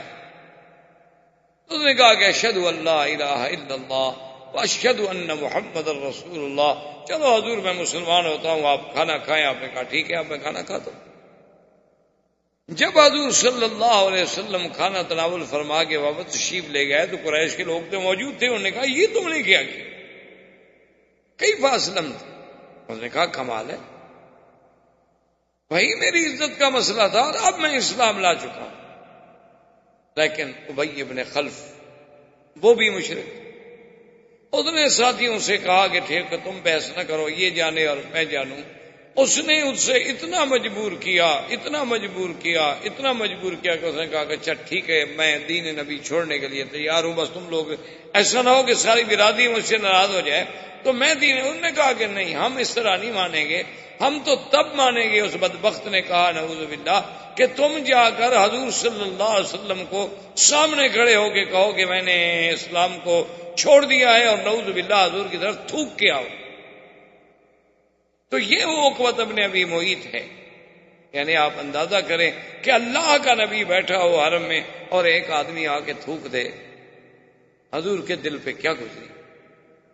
آج تو آپ تھوڑا سا بھی دین کا کام کریں, تھوڑی سی آپ کسی کو دین کی بات کریں, وہ ناراض ہو جائے تو آپ کہتے ہیں دیکھو جی میری بےزتی ہو گئی, ٹھیک ہے چھوڑو یار آئندہ ہم نہیں کریں گے. ہمیں کیا پڑی ہے کہ ہم خواہ اپنی بےزتی کراتے رہیں. لیکن اللہ کے نبی کا مقام دیکھیں اور اس کے ساتھ دشمن کا انتقام دیکھیں کہ وہ بدبخت آتا ہے, سامنے کھڑے ہوتا ہے اور تھوکتا ہے اور چلا جاتا ہے. اسی کے بارے میں قرآن پاک میں آیا کہ ابی ابن خلف جب مرا اور اللہ کا عذاب اس پہ شروع ہوا تو قرآن نے اس آیت میں اشارہ کیا ہے یا ویلتا لیتنی لم اتخذ, یا ویلتا لیتنی لم اتخذ فلانا خلیلا لقد اضلنی عن الذکر بعد اذ جاءنی وَكَانَ الشَّيْطَانُ لِلْإِنسَانِ خَذُولًا. کہ وہ حسرت کرے گا, تندم کرے گا اور کہے گا ہائے کاش اس بندے کو میں دوست نہ بناتا, اس کی بات میں نہ مانتا, میں اسلام کو نہ چھوڑتا, میں حق کی صداقت کو قبول کرنے کے بعد راستے سے نہ ہٹتا. لیکن اسی شخص نے مجھے بہکایا, اسی نے مجھے بھٹکایا اور اسی نے مجھے صراط مستقیم سے علیحدہ کر دیا. اور شیطان تو چاہتا یہی ہے کہ انسان کو ذلیل ذلت میں ڈالے. ان تمام واقعات کے بعد قریش نے ایک اور مشورہ کیا. انہوں نے کہا کہ یہ ہے کہ حضور صلی اللہ علیہ وسلم کے گھر کے قریب دیکھو بھی کس کس کے گھر ہیں. تو ابی لہب کا گھر بالکل قریب تھا. اسی طرح اور کفار قریش کے کچھ لوگ تھے جن کا گھر جو ہے حضور صلی اللہ علیہ وسلم کے گھر کے بالکل قریب تھا. تو ان بدبختوں نے یہ طے کر لیا کہ اپنے گھر کا کوڑا کرکٹ گندگی جتنی ہے نا سب جا کے حضور کے گھر کے آگے ڈال دیا کرو روزانہ. اب اس زمانے میں یہ تو تھا نہیں کہ بلدیہ کی گاڑیاں آئیں گی، ملازم آئیں گے، وہ جھاڑو لگائیں گے، صفائی کریں گے، یہ تو کوئی دور ہی نہیں تھا. ہر آدمی کو اپنے گھر کی صفائی کرنی پڑتی تھی. اور اگر کوئی بڑا آدمی ہوا تو اس نے ذاتی نوکر رکھ لیے، اور حضور صلی اللہ علیہ وسلم کے پاس تو نوکر تھا کوئی نہیں. یعنی آپ اندازہ کریں انتقام کی شکلوں کا کہ وہ جناب سارا جو ہے نا نعوذ باللہ روزانہ کا انہوں نے معمول بنا لیا کہ جب ان کے گھر کا کوڑا کرکٹ اکٹھا ہو جائے وہ رات کو آگے حضور کے گھر کے آگے ڈال کے چلے جائے. اب ایک آدمی کے گھر کا کوڑا کرکٹ بھی ہٹانا مشکل ہوتا ہے، جبکہ 10 گھروں کا نعوذ باللہ روز ڈال دیا جائے تو کیا عالم ہوگا. اور پتہ ہے حضور روایات میں آتا ہے صرف اتنی فرماتے، جب کھڑے ہوتے فرماتے اہذا حق الجوار، بس. اور صرف اتنی بات حضور فرماتے کہ کیا ہمسایہ گیری کا یہی حق ہے جو تم کر رہے ہو؟ چلو تمہیں میری نبوت پر ایمان نہیں، تمہیں میری رسالت پر ایمان نہیں، لیکن ہمسایہ گیری کے بھی تو کچھ اصول ہے نا. اور اسلام نے تو ہمسائے کو اتنا بڑا مقام دیا ہے، اتنا بڑا مقام دیا ہے کہ صحیح حدیثوں میں موجود ہے کہ حضور نے فرمایا جبریل یوصینی فی الجار فخفت ان یورثہ، کہ اللہ تبارک و تعالی نے بار بار جبریل کو بھیجا کہ ہمسائے کے حقوق کا خیال کرو، ہمسائے کے حقوق کا خیال کرو. حضور نے فرمایا میں تو ڈر گیا کہ کہیں پتہ نہیں اللہ تبارک و تعالی ہمسائے کو بھی میراث میں حقدار بنائیں گے کہ جیسے بیٹے بیٹیوں کو حصہ دیتے ہو ہمسائے کو بھی حصہ دو. یعنی اتنا بڑا حق ہے. اور عرب کا ایک محاورہ بھی ہے کہ الجار جار ولو جار، کہ جار جو ہے ہمسایہ ہمیشہ ہمسایہ ہی ہوتا ہے، چاہے وہ ظالم بھی کیوں نہ ہو، چاہے ظلم بھی کیوں نہ ہو، آخر ہمسایہ. اور حق الجوار جو ہے یہ تو بڑی مشہور سی بات. تو حضور صرف اتنی بات فرماتے اہذا حق الجوار، مکے والوں یہی ہمسایہ گیری کا حق ہے جو تم کر رہے. لیکن انہوں نے کہاں باز آنا تھا جی، وہ تو دشمن تھے. ان کا تو پروگرام ہی یہی تھا کہ حضور صلی اللہ علیہ وسلم کو اتنا ستایا جائے، اتنا تنگ کر دیا جائے کہ اللہ کا نبی جو ہے دعوت توحید کی تبلیغ سے باز آ جائے. ایک دن ابو جہل بدبخت نے ایک اور تجویز سوچ لی. اس نے سب قریش کے سردار بیٹھے ہوئے تھے، اس نے کہا بھی بات سنو، یہ گھر کے آگے ہم نے گندگی ڈالی ہے، سب کچھ کیا ہے، راستے میں بھی کوڑا کرکٹ ڈالا ہے، کبھی کبھی حضور پہ بھی پھینک دیتے تھے بدبخت، لیکن اس سے بھی تو حضور کی دعوت میں کوئی کمی نہیں آئی. تو اب ایسا کریں کہ جب حضور اللہ کے گھر میں عبادت کر رہے ہوں نا تو اسی قسم کی کوئی کوڑا کرکٹ جو ہے حضور کی نماز کی حالت میں حضور کے اوپر ڈالا جائے. چلو بھی جتنے آدمی بیٹھے تھے نے کہا بتاؤ کون ایسا کرے گا. تو یہ عقبۃ ابن ابی معیط اس نے کہا کہ میں کروں. یہ اسی انتظار میں تھا کہ ایک دن کچھ لوگ آئے، انہوں نے آ کر ایک اونٹ ذبح کیا. ان کی عادت تھی نا کہ بتوں کے آستان پہ آ کے اونٹ چڑھاتے تھے اور دمبے اور جانور ذبح کرتے تھے. انہوں نے جب اونٹ کو ذبح کیا زمزم کے اس طرف، حضور صلی اللہ علیہ وسلم بھی عبادت میں نماز میں مشغول تھے، اور آپ زیادہ تر نماز پڑھتے تھے ما بین الرکنین، حجر اسود اور رکن یمانی کے درمیان. زیادہ حضور یہاں بیٹھ کے نفل پڑھتے، نماز پڑھتے. اور وجہ علماء نے یہ بھی لکھی ہے کہ یہاں سے جب آپ یوں کھڑے ہوتے مسجد اقصیٰ کی طرف رخ کرتے تو یہ کعبہ بھی تو درمیان میں آ جاتا تھا، نماز اسی کی طرف پڑھتے تھے.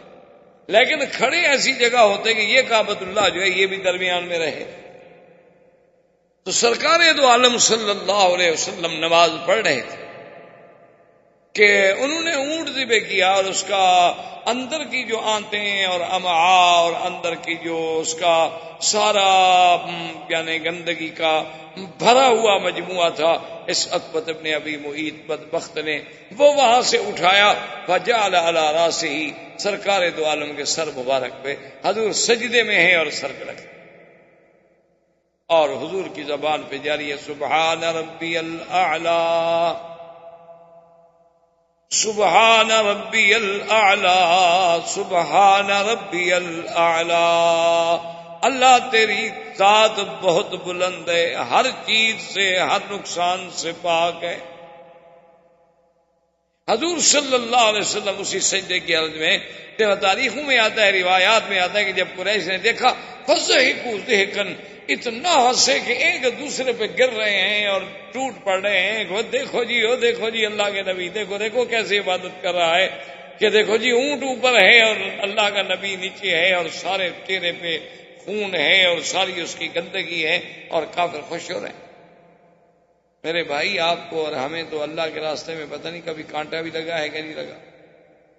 آپ کو اور ہمیں اللہ کے دین کی تبلیغ میں کبھی کسی نے کوئی بات بھی کہی ہے کہ نہیں کہی، بلکہ آج کل تو ماشاءاللہ مولوی صاحبان کو دعوتیں ہوتی ہیں، بڑے بڑے کھانے ہوتے ہیں، پھر سواریاں آتی ہیں، اس کے بعد جناب اہتمام ہوتے ہیں، آرام ہوتے ہیں۔ تو یہ، لیکن اللہ کے نبی کی دعوت کا انداز دیکھیں کہ ذرا آنکھیں بند کر کے تصور تو کریں کہ عالم کیا ہوگا۔ آپ خود سوچ رہے ہیں کہ اگر آپ سجدے کی حالت میں ہوں اور آپ کے ساتھ کوئی ایسا کرے تو آپ پہ کیا گزرے۔ لیکن چونکہ اللہ کے نبی اللہ کے احکام کے پابند ہوتے ہیں، حضور اسی حالت میں ہیں۔ عبداللہ ابن مسعود رضی اللہ تعالیٰ عنہ آئے، انہوں نے دیکھا کہ اس حالت میں اللہ کے نبی ہیں۔ وہ فرماتے ہیں لیکن میں ضعیف تھا، کمزور تھا، اب میری طاقت تو نہیں تھی کہ اتنے قریش کا میں مقابلہ کر سکوں۔ میں چپکے سے گیا اور میں نے جا کے حضرت فاطمہ الزہرا رضی اللہ تعالیٰ عنہ حضور صلی اللہ علیہ وسلم کی بیٹی کو جا کے کہا کہ یہ واقعہ حرم میں ہو گیا، لیکن میں تو کچھ نہیں کر سکتا۔ اور سیدہ فاطمہ الزہرا رضی اللہ تعالیٰ عنہ کا بھی بچپن ہے، بالکل بچپنا ہے، لیکن آپ آئیں غصے میں، اور اللہ نے اتنی قوت دی کہ بی بی صاحبہ نے پکڑا اور اتارا حضور صلی اللہ علیہ وسلم کے سر مبارک سے، اور حضور نے بھی سجدے سے سر اٹھایا۔ تو بی بی فاطمہ الزہرا نے جب دیکھا کہ سامنے قریش کے سردار اور روسا جو ہے کھڑے ہنس رہے ہیں، تو نے کہا اللہم علیہ، یا اللہ ان بدبختوں کو پکڑ جنہوں نے تیرے نبی کے ساتھ اتنا بڑا ظلم کیا، تیرے پیغمبر کے ساتھ اتنا بڑا ظلم کیا۔ یعنی مقابلے کی بھی کوئی حد ہوتی ہے، گستاخی کی بھی کوئی حد ہوتی ہے، یہ بھی کوئی یعنی انسانیت ہے۔ اگر ذرہ کے برابر بھی کوئی رمق باقی ہو تو کوئی انسان ایسی حرکت سوچ سکتا؟ حضور صلی اللہ علیہ وسلم بھی غصے میں آ گئے۔ حضور نے بھی فرمایا اللہم علیک بعقبہ، اللہم علیک بعتبہ، اللہم علیک بشیبہ، اللہم علیک بالولید بن المغیرہ۔ آپ نے فرمایا کہ یا اللہ ان سب پر اپنا قہر نازل کر، ان کو اپنے قہر میں پکڑ لے۔ تو صحابی کہتا ہے کہ جب حضور کے مبارک منہ سے یہ لفظ نکلے تو میں نے دیکھا کہ کافروں کے رنگ جو تھے وہ اڑ گئے اور سب پریشان ہو گئے۔ جو پہلے ہنس ہنس کے ٹوٹ رہے تھے اب ایسے ہو گئے جیسے ان کے چہرے پہ کوئی خون ہی نہیں ہے۔ انہوں نے کہا کچھ ہو لیکن محمد کی دعا لگے گی۔ نبی نہیں مانتے لیکن دعا بد دعا سے ڈرتے، نبوت کا اقرار نہیں کرتے لیکن بد دعا سے اتنی ڈرتے ہیں کہ انہوں نے کہا کہ بالکل ہم نہیں بچ سکتے۔ اب انہوں نے بالکل خائف بھی ہوئے، چپ بھی کر گئے۔ حضور صلی اللہ علیہ وسلم نے اس کے علاوہ کوئی بات نہ کی۔ آخر کافروں سے کچھ نہیں کہا، چپ کر کے آپ گھر تشریف لے گئے اور اسی طرح اپنی عبادات میں مستمر رہے۔ یعنی جو عبادت کا، دعوت کا، تبلیغ کا سلسلہ تھا وہ جاری۔ ابو جہل نے اب پھر ایک دفعہ دار الندوہ میں سارے قریش کو جمع کیا۔ اس نے کہا کہ بھی ہماری تو کوئی ترکیب جو ہے وہ کارگر نہیں ہو رہی۔ اور خدا کی شان دیکھو کہ اسی اثنا میں ایک عجیب حادثہ ہوا کہ جو مسلمان ہجرت کر کے تشریف لے گئے تھے نا حبشہ کی طرف، جن کے بارے میں آپ پہلے پڑھ چکے ہیں، اب ان کا عدد جو تھا تقریباً 83 پر پہنچ چکا تھا۔ 80 اور 3 آدمی جو تھے وہ بیوی بچوں کے ساتھ حبشہ میں دن گزار رہے تھے۔ اور ماشاءاللہ وہاں کا بادشاہ اچھا تھا، کسی پہ ظلم و ستم کرتا نہیں تھا، ان کی زندگی بڑی اچھی گزر رہی تھی۔ لیکن ان کو اطلاع ملی کہ بھئی مکے کے قریش جو ہیں وہ تو مسلمان ہو گئے۔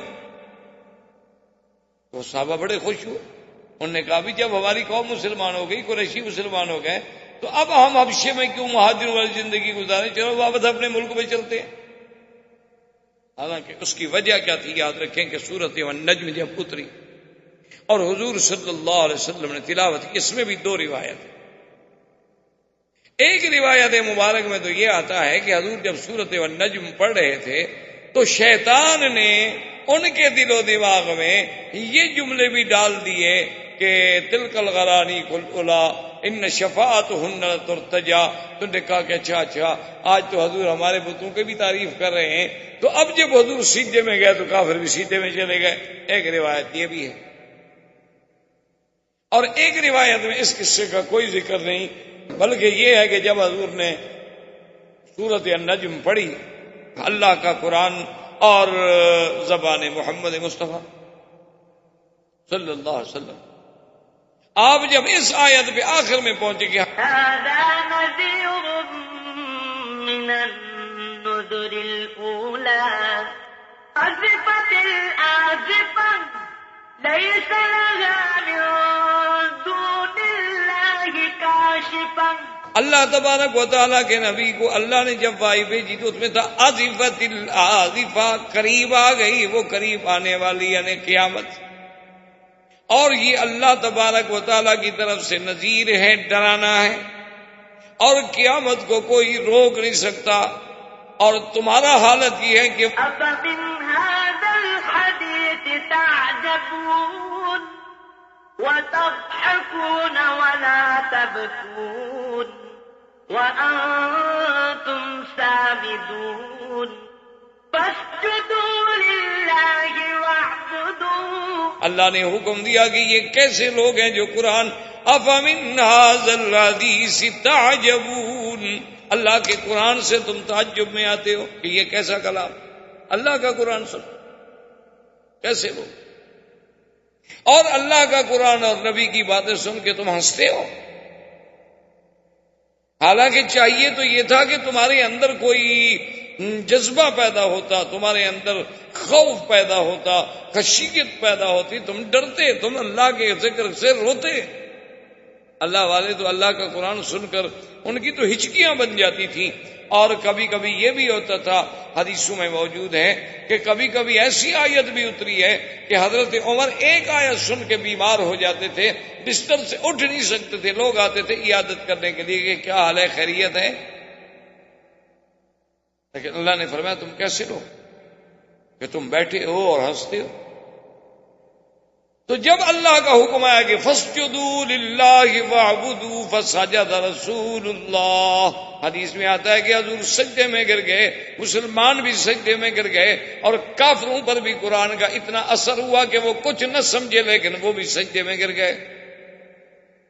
قرآن کا ایک اثر، کیسے اثر؟ ہمیں کچھ دوستوں نے سنایا کہ ایک دفعہ، پہلی دفعہ جب قاری عبد الباسط، اب تو وہ بھی فوت ہو گئے، اللہ ان کی قبر پہ رحمتیں فرمائے، وہ جب پاکستان میں تشریف لائے تو ایک علاقے میں انہیں دعوت دی گئی تلاوت قرآن کے لیے، اور وہ جب آتے تھے تو بڑے بڑے اجتماع ہوتے تھے، لاکھوں کے قرآن سننے کے لیے لوگ آتے تھے، بڑے بڑے قاریوں کے اجتماع ہوتے تھے، اور ایک عجیب منظر ہوتا تھا کہ رات کا سما ہے اور اللہ کے قرآن کی تلاوت ہو رہی ہے، اور پوری دنیا سے، ملک سے چنے ہوئے قاری آ رہے ہیں، اور ہر قاری کا پھر اپنا ایک انداز۔ تو وہاں پر ایک رافضی تھا، ایک شیعہ تھا، جو اس علاقے کا بہت بڑا سردار بھی تھا، اور اس علاقے کا وہ ایک سیاسی لیڈر بھی تھا، اور اس علاقے میں صوبائی وزیر کے لیول کا بھی آدمی تھا، عہدے کا۔ تو وہ نہ آیا دعوت، تو اس سے جا کے ایک وفد ملا، انہوں نے کہا کہ جناب آپ کیا کر رہے ہیں؟ چلو تقریریں ہوں، جلسے ہوں تو پھر بھی ہے، وہ اصل میں تھا رافضی شیعہ تھا، تو پھر تو چلو تو آپ نہ جائیں کہ چلو بھی اہل سنت کا جلسہ ہے، ممکن ہے ہمارے بارے میں کوئی سخت لفظ کہیں گے، اور یہاں تو کوئی مقصد ہی نہیں، یہاں تو صرف تلاوت قرآن ہوگی، اب کوئی اردو کا، کوئی اپنی زبان کا، کوئی تقریر کا تو ایک لفظ بھی نہیں ہوگا۔ اس نے کہا کہ بھائی ٹھیک ہے، لیکن سنیوں کا پروگرام ہے، اور پھر ہم قرآن سمجھتے نہیں ہیں، ہمیں عربی تو آتی نہیں۔ وہ سیاسی آدمی تھا نا، اس نے بہانہ بنایا، انہوں نے کہا ہم تو قرآن سمجھتے نہیں، تو بغیر سمجھے ہوئے سننے کا کیا فائدہ جب آدمی سمجھ نہ سکے؟ انہوں نے کہا جی بغیر سمجھنے کے بھی اللہ پاک ثواب تو دیتے ہیں، مجبور کیا لے آئے، تو وہ بھی چونکہ اس علاقے کا ایک انتہائی اہم آدمی تھا، اسٹیج پہ بیٹھا تھا، تو سب قاری پڑھتے. اب قاری عبد الباسط کی جب باری آئی اور قاری عبد الباسط نے جناب جب قرآن شریف پڑھنا شروع کیا اور وہ رنگ اور سما بندھا نا جی، تو وہ اتنا بے ہوش ہوا کہ وجد میں اپنی میز سے کرسی سے گر کے نیچے جا. اسے پتہ ہی کوئی نہیں تھا کہ میں کہاں پڑا ہوں، کہیں ٹوپی پڑی ہے، کہیں کچھ پڑا ہے، اور جناب وہ مٹی پہ پڑا ہوا ہے. لوگوں نے اٹھایا، کیا ہو گیا؟ اس نے کہا مجھے نہیں پتا. اللہ کے قرآن کا ایسا اثر ہو رہا تھا کہ میں نے تو یہ سمجھا کہ پتہ نہیں ابھی عبد الباسط نے بسرا کیا تو شاید عذاب کے فرشتے آ کے مجھے پکڑ لیں گے، میں تو ڈر کے مارے گر گیا.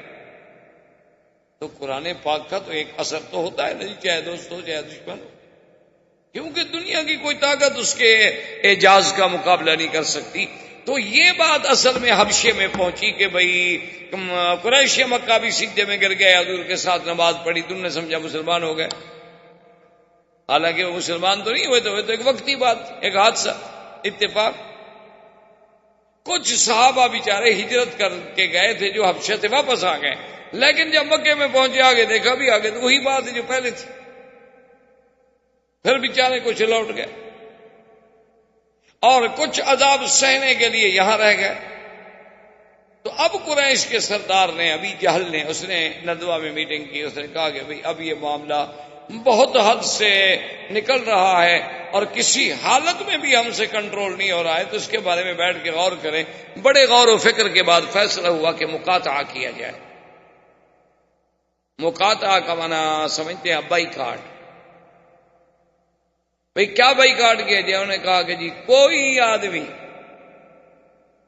محمد رسول اللہ صلی اللہ علیہ وسلم کے خاندان بنو ہاشم سے کوئی آدمی بھی لین دین نہ کرے، کوئی آدمی بنی ہاشم جو ہیں بنی ہاشم کے پاس نہ جائے، کوئی آدمی بھی بنو ہاشم کو اعانت نہ کرے، اور لا یتزوجہم ولا یزوجہم، نہ تو ان سے شادی کرے اور نہ ان کو کوئی رشتہ دے. بنو ہاشم کے ساتھ بالکل مقاطعہ، پکا مقاطعہ کر دیا جائے.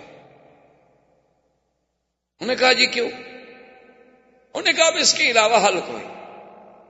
اب جب مقاطعہ شروع ہوا حضور صلی اللہ علیہ وسلم سے تو ابی طالب کو بھی غصہ آیا. ابی طالب نے بنو عبد المطلب، بنی عبد مناف، بنو ہاشم کو بلا کے میٹنگ کی. اس نے کہا کہ دیکھو مکے والوں نے بیکاٹ کر دیا ہے محمد رسول اللہ صلی اللہ علیہ وسلم خاندان سے، تو بتاؤ تم ساتھ دو گے؟ انہوں نے کہا نہیں ہم تو ساتھ دیں گے. ٹھیک ہے چلو، اب مسلمان نہیں تھے سارے. انہوں نے کہا مسلمان ہوں نہ ہوں، لیکن یہ تو ہم نہیں برداشت کر سکتے کہ اللہ کے نبی محمد رسول اللہ اور بنی ہاشم کو بھوکا مار دیا جائے. ہم تو ان کا ساتھ. جب ابو جہل کو پتہ چلا کہ بھی بنی عبد مناف، بنی ہاشم، بنی عبد المطلب یہ سب کے سب محمد عربی صلی اللہ علیہ وسلم کا ساتھ دینے کے لیے کھڑے ہیں، تو اس نے پھر میٹنگ کال کر لی. اس نے کہا بات سنو، اب ہمارا ان سب سے مقاطعہ ہے، ان تمام سے ہمارا مقاطعہ ہے. اور انہوں نے کہا ایسے بات نہیں چلے گی، بلکہ فقط ابو صحیفۃ فعلقوها فی داخل الکعبۃ المشرفہ، ایک صحیفے پر انہوں نے شرط لکھ لی کہ بھی بنی ہاشم، بنی عبد مناف، بنی عبد المطلب، ان کے ساتھ ملنا ملانا، کھانا پینا، بیچنا لینا دینا، نکاح رشتہ سب بند. اور یہ معاہدہ لکھنے کے بعد کعبہ شریف کے اندر اس کو لٹکا دیا. ان کی عادت تھی کہ کوئی اگر اہم قسم کا کوئی معاہدہ ہوتا تو یہ اس کو کعبۃ اللہ میں لٹکا دے. اب جناب مقاطعہ شروع ہوا تو ابی طالب نے بھی سوچا کہ بھئی یہ مکے میں تو اتنی پابندیاں ہیں، اس کا ہم کب تک مقابلہ کریں گے. تو یہ لوگ مکے سے اٹھ کے باہر وادی میں چلے گئے جس کا نام شیب ابی طالب پڑ گیا. ابھی بھی ایک علاقے کو شیب ابی طالب کہا جاتا ہے، لیکن علماء تاریخ نے لکھا ہے کہ وہ یہ جگہ نہیں تھی بلکہ وہ تو بہت مکہ سے کچھ بہت دور تھی. یہ بھی ابی طالب کا چونکہ جگہ تھی اس لیے یہ بھی شیب ابی طالب کہلاتا. آپ اگر مروہ کی جانب سے نکلیں تو جہاں مولد الرسول صلی اللہ علیہ وسلم ہے، جہاں حضور پیدا ہوئے، اب وہاں مکتبہ ہے، حرم کی لائبریری ہے دینی کتابوں کی. اس سے آپ غزے کی طرف اگر جائیں تو جب آپ اوپر کے حصے میں جائیں گے تو یہ علاقہ شیب ابی طالب ہے، اور پھر اس کے ساتھ شیب عامر ہے. اور شیب عامر کے ساتھ اب جہاں آپ نے دیکھا ہوگا نا کچھ سرنگیں آگے ملتی ہیں، یہ وہ جگہ ہے جس کا نام ہے خندمہ. یہ وہ جگہ ہے خندمہ جس کے بارے میں تاریخ میں ایک بڑا مشہور جملہ ہے عربوں کے ہاں کہ اکرما فر من خندمہ، کہ اکرما جو تھا وہ فتح مکہ کے دن اسی خندمہ کی جگہ سے بھاگا تھا، فرار ہو گیا تھا. تو اب جناب وہ باہر چلے گئے، انہوں نے کہا کہ چلو ہم باہر جا کے رہتے ہیں مکے والوں کے ساتھ، اب ہم کیا کریں جب بھی ہمارے ساتھ ملتی ہی نہیں. تو اب انہوں نے آپس میں جو کچھ ایک دوسرے کے ساتھ تھا وہ مدد کی، لیکن آخر وہ مدد کب تک چلے. حکیم ابن حزام ایک شخص ہے، وہ بھی کافر تھا، مسلمان نہیں تھا، بعد میں اسلام اللہ نے نصیب کیا. اس کو جب پتہ چلا تو وہ تو اونٹ پر سامان لے کر، کھانے پینے کا سامان لے کے چلا، کبھی کچھ ہو جائے لیکن میں یہ پہنچاؤں گا بنی عبداللہ، بنی ہاشم کو اور بنی عبد المطلب کو، ہماری رشتے داری.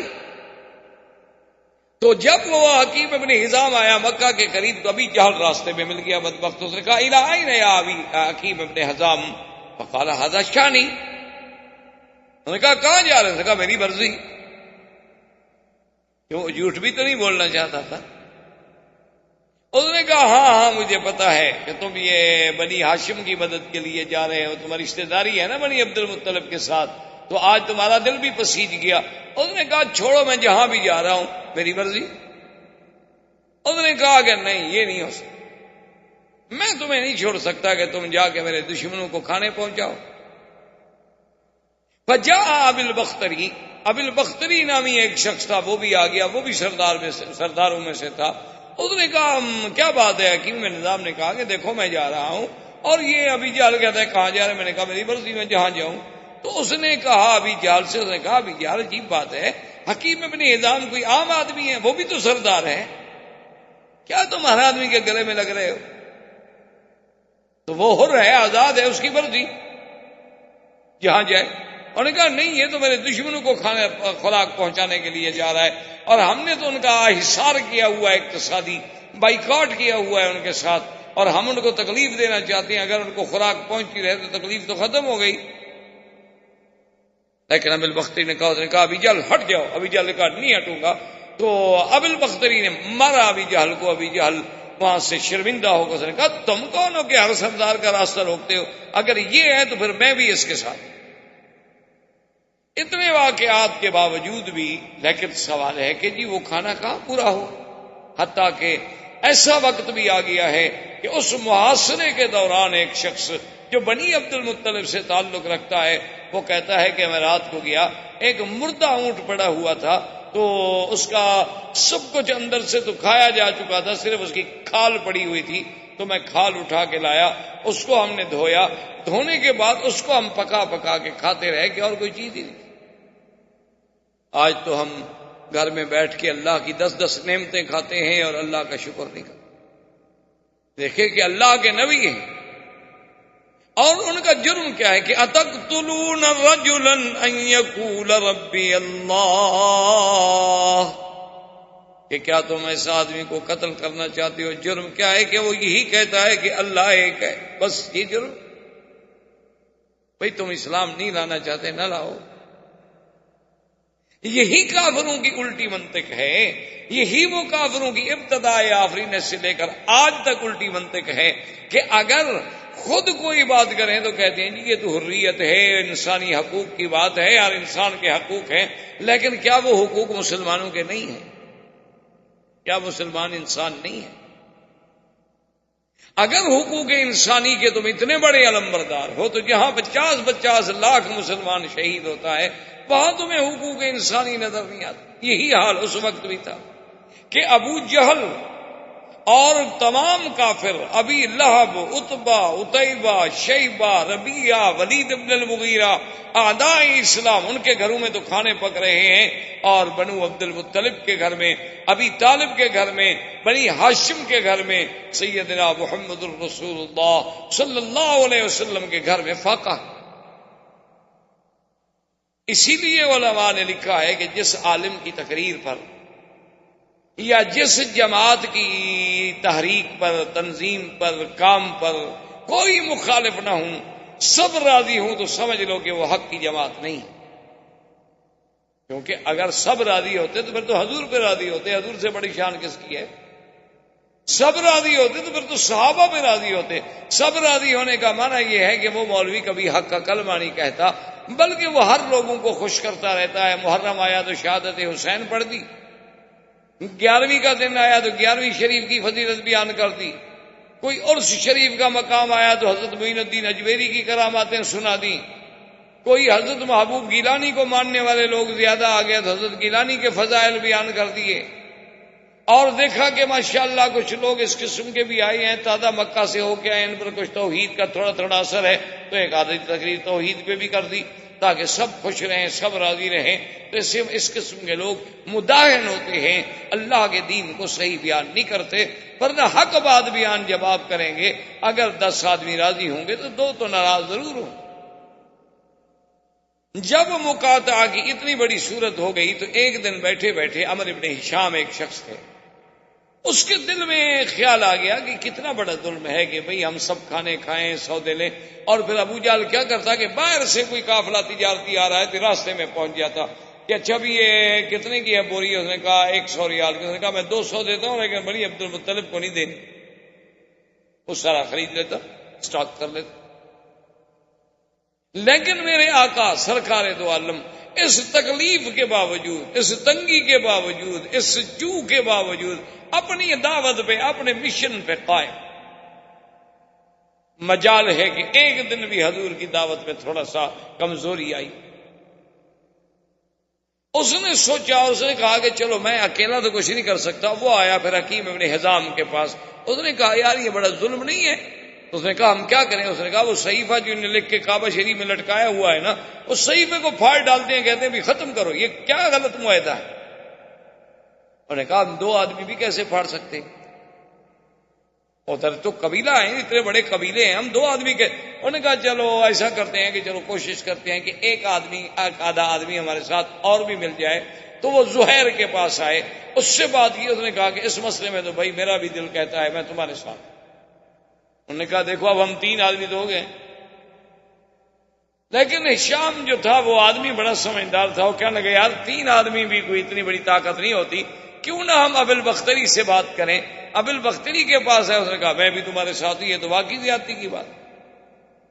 ابو البختری نے کہا کہ عبداللہ بن الاسود سے بھی بات کرو، اس کے بعد انہوں نے کہا میں بھی تمہارے ساتھ ہوں، یہ تو واقعی زیادتی ہے کہ بھئی ایک مقاطعہ کر دیا جائے اور زندہ انسانوں کو مار دیا جائے، ان کو خوراک نہ جانے دی جائے۔ تو اب یہ 5 آدمی آئے، اور جب مکے کے سردار دار الندوہ میں کعبۃ اللہ کے قریب بیٹھے ہوئے تھے تو ان میں سے ایک کھڑا ہوا اور اس نے کہا کہ اے قریش مکہ کے سردارو، بات سن لو، اسلام لاؤ نہ لاؤ، دین نبی قبول کرو نہ کرو، لیکن یہ کسی کو حق نہیں پہنچتا کہ ان کا مقاطعہ کرے اور ان کے ساتھ بائیکاٹ کر دے اور حصار اقتصادی کر دے کہ دانا بند، کھانا بند، ہر چیز بند۔ یہ کیا ظلم ہے؟ ابو جہل اٹھا، اس نے کہا کیا کہہ رہے ہو؟ اس نے دبانا چاہا، اتنے میں دوسرا کھڑا ہو گیا، اس نے بھی وہی شور کیا۔ تو ابو جہل کے بھی 1-2 ساتھی کھڑے ہوئے تھے، اس کا تیسرا کھڑا ہو گیا، اس کا ایک اور ساتھی کھڑا ہوا تو ادھر سے ابو البختری کھڑا ہو گیا۔ جب یہ 5 آدمی کھڑے ہوئے تو اب وہ بھی ڈر گئے کہ آخر بھی یہ بھی تو 5 آدمی ہیں اور یہ بھی تو قبیلے والے ہیں۔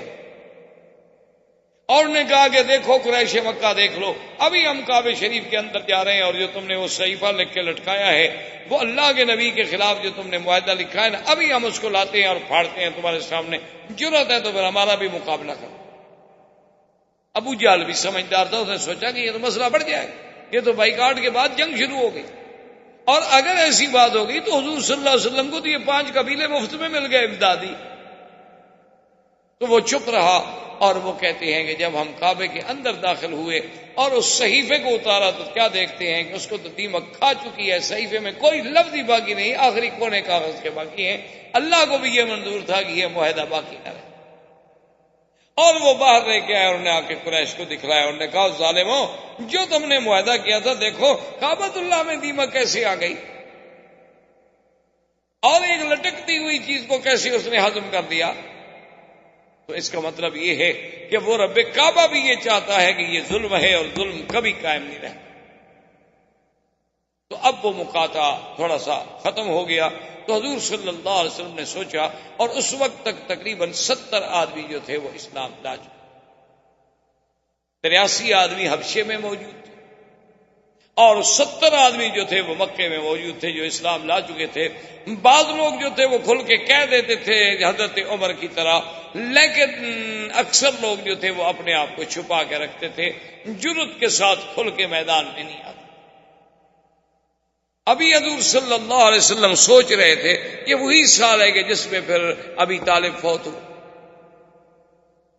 اب ابی طالب حضور کا سب سے بڑا معاون، سب سے بڑا خیر خواہ، سب سے بڑا ہمدرد، غم گسار، کے جس نے 3 سال تک شیب ابی طالب میں، گویا کہ قید کی زندگی تھی نا، کہ اسی شیب ابی طالب میں ہی رہنا ہے، اللہ کے نبی کے ساتھ بیٹھا رہا. اور حالانکہ قریش نے اس کے ساتھ تو بائیکاٹ نہیں کیا تھا. اگر وہ وہاں نہ جاتے، حضور کی اعانت نہ کرتے، تو مکے والے تو کچھ نہ کہتے ان کو.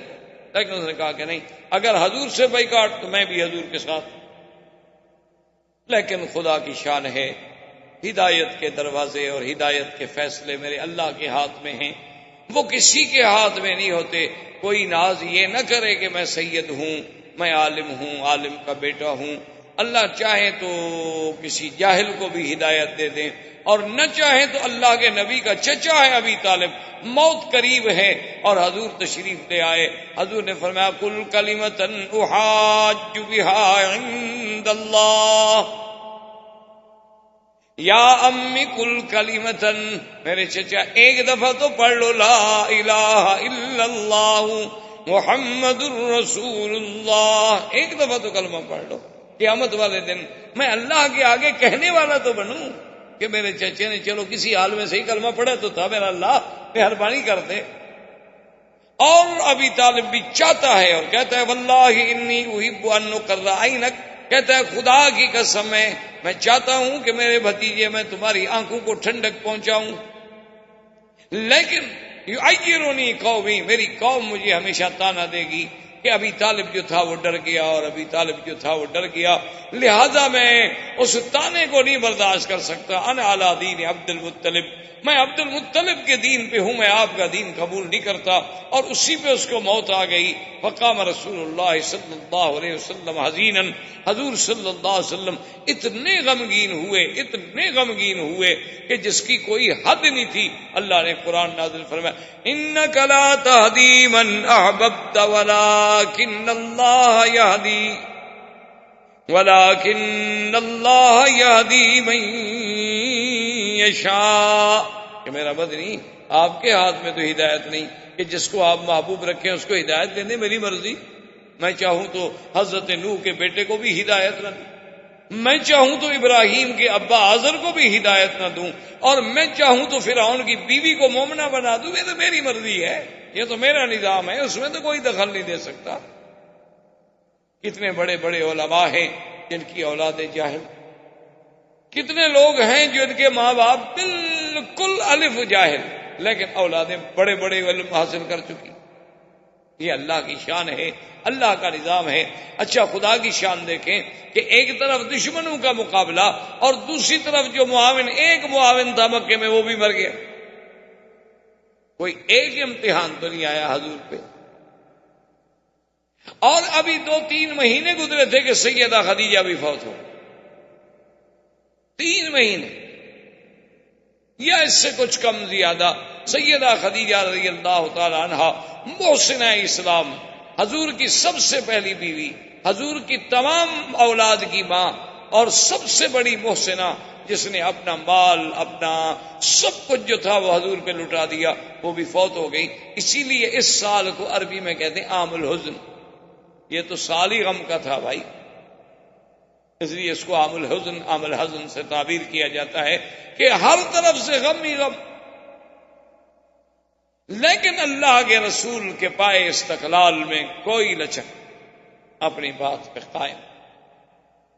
اب حضور صلی اللہ علیہ وسلم نے سوچا، کیونکہ حالات کچھ ایسے ہو گئے کہ جب تک ابو طالب زندہ تھا تو مکے کے بڑے بڑے سردار جو تھے نا، وہ تو حضور کے سامنے آ کے گستاخی کرتے تھے.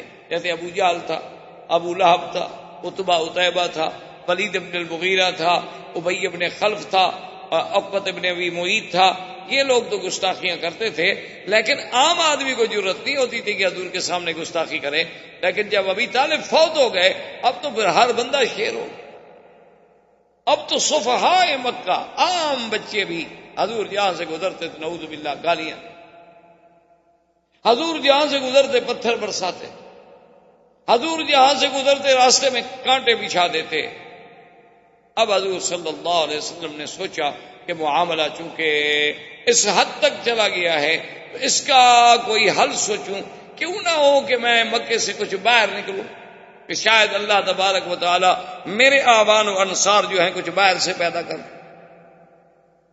حضور صلی اللہ علیہ وسلم یہ سوچ کر طائف کے لیے نکلے، چونکہ سب سے قریبی شہر اس وقت طائف تھا، اور آپ اسی سے اندازہ کریں کہ حضور نے یہ سفر جو ہے پیدل طے کر۔ آپ ایک دن ذرا یہاں مکے سے پیدل تو طائف جا کے دیکھیں۔ ویسے تو ہم سب دعوے دار ہیں نا، مسلمان ہیں اور ماشاءاللہ حاجی صاحبان ہیں اور ماشاءاللہ عاشق رسول ہیں، اور ہم تو جی اتنے عرصے سے مکے شریف میں رہتے ہیں، مدینہ شریف میں رہتے ہیں، پتہ نہیں دل میں خیال ہوتا ہے کہ ہم سے تو اب کون بڑا ہو سکتا ہے نیکی میں، ہم تو پہنچے ہوئے لوگ ہیں۔ ایسے ایسے لوگ ہیں ماشاءاللہ کہ آ کر ایسی ایسی باتیں بتاتے ہیں، وہ سمجھتے ہیں کہ چند دن مکے میں ہم نے رہ لیا، عبادت کر لی، شاید ہمارے کو مراتب بلند ہو گئے۔ اللہ کے بندے ہیں، آپ دیکھیں ذرا تصور تو کریں نا، مراتب تو تب بلند ہوتے ہیں جب اسلام کے لیے کوئی قربانی بھی تو دو نا۔ یہ کیا ہمارا اسلام ہے کہ ہم عرب 1 ارب سے زیادہ کی تعداد میں ہیں، اور بجائے اس کے کہ کافر ہم سے ڈرتا ہم کافر سے ڈرتے ہیں۔ یہ اسلام، اللہ کے نبی اکیلے ہیں، 70 مسلمان ہیں، وہ بھی کھل کے سامنے نہیں آ سکتا۔ آپ نے سوچا کہ چلو اللہ کے دین کو پہنچانا ہے تو طائف چلتے ہیں۔ حضور صلی اللہ علیہ وسلم جب طائف تشریف لے گئے تو طائف کے بالکل شہر کے باہر، یعنی گویا کہ آپ شہر میں جب داخل ہو رہے ہیں تو 3 آدمی، عبدی، لیل، حبیب اور مسعود، یہ 3 آدمی وہاں بیٹھے، اور یہ سردار تھے طائف کے، یہ بڑے بڑے روسا میں سے تھے، بڑے بڑے سرداروں میں سے تھے۔ انہوں نے جب دیکھا کہ قادم محمد صلی اللہ علیہ وسلم، حضور آ گئے، ان کو پتہ تو نہیں تھا، حضور نے فرمایا کہ دیکھو میرا نام محمد رسول اللہ ہے اور میں آپ سے کچھ باتیں کرنا چاہتا ہوں، اجازت ہے؟ انہوں نے کہا اہلاً، بیٹھیں آپ، فرمائیے۔ حضور صلی اللہ علیہ وسلم نے دعوت توحید دی اور قرآن پڑھا، اللہ کا قرآن سنایا، تو وہ بدبخت تو سمجھ گئے کہ ہاں یہ تو وہ محمد پاک ہیں جس کے قریش مخالف ہیں۔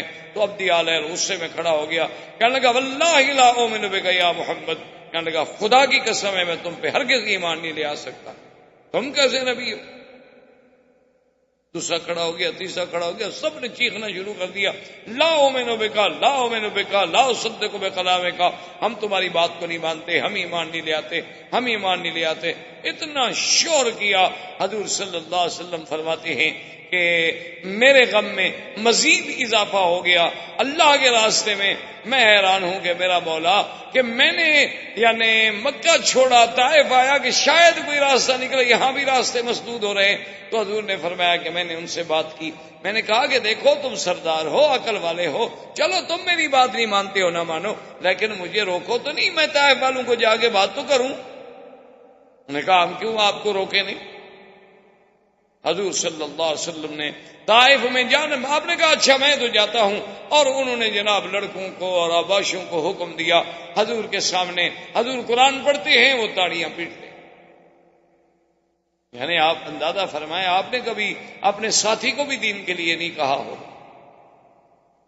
آپ نے اپنے کبھی کسی دوست کو بھی دین کے لیے آمادہ نہیں کیا ہوگا، اور کاروں میں بیٹھ کر بھی نہیں کہا ہوگا، لیکن خود سوچیں کہ حضور پاک نے کہاں طائف ہے، پیدل چل کے پہاڑیوں میں، اور ظالم کافر جو ہیں پتھر برسا رہے ہیں اور پاؤں سے خون بہ رہا ہے، پھر بھی محمد بدری کی زبان پہ اللہ کا قرآن۔ جیسے کہ کسی نے کہا تھا نا کہ سرے دار بھی پکارا، لبے بام بھی صدا دی، میں کہاں کہاں نہ پہنچا تیری دید کی لگن۔ احباب کرام، اس کے بعد اب آپ اس مبارک سلسلے کی CD نمبر 9 سماعت فرمائیں۔